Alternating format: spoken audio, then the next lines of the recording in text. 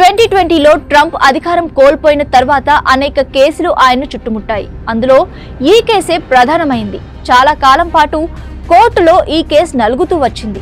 ఇక 2024 మేలో న్యాయస్థానం ట్రంప్ను 34 ఫెలనీ ఆరోపణల్లో దోషిగా తేల్చింది.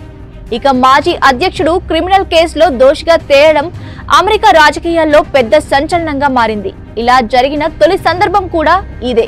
ఇక ఈ కేసులో ట్రంప్ చిక్కుకోవడానికి కారణం ప్రతిపక్షాలు కాదు, లేదా బిజినెస్ పరంగా ట్రంప్ కు ఉన్న శత్రువులు కాదు. తనకు ట్రంప్ తో రిలేషన్ ఉందని 2018లో స్టోర్మీ డేనియల్స్ స్వయంగా బయటపెట్టింది. అమెరికాలో స్టోర్మీ డేనియల్స్ ఫేమస్. ఆమె పోర్న్ స్టార్, నటి, రచయిత కూడా.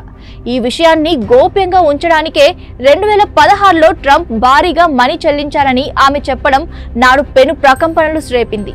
నిజానికి ట్రంప్ కు ఇతర మహిళలతో శారీరక సంబంధాలు కలిగి ఉన్నారని వార్తలు రావడం చాలాసార్లు జరిగిన విషయమే. పలుసార్లు మహిళలపై లైంగిక వేధింపుల ఆరోపణలను కూడా ఆయన ఎదుర్కొన్నారు.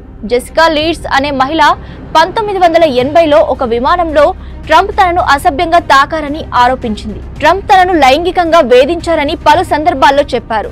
ఇటు రచయిత జీన్ క్యారోల్ 1990లో ట్రంప్ తనపై లైంగిక దాడి చేశారని ఆరోపించారు. 2023లో క్యారోల్ పై లైంగిక దాడి కేసులో సివిల్ కోర్టు ట్రంప్ ను బాధ్యుడిగా తేల్చి ఆమెకు నష్టపరిహారంగా 40 కోట్ల రూపాయలు చెల్లించాలని ఆదేశించింది. ఓ మాజీ అధ్యక్షుడు ఓ మహిళని లైంగికంగా వేధించారని తీర్పు రావడం అమెరికాలో పెను సంచలనానికి దారితీసింది. ఇక ఇప్పుడు జరుగుతున్న హష్ మనీ స్కామ్ లైంగిక వేధింపులకు సంబంధించిన అంశం కాదు.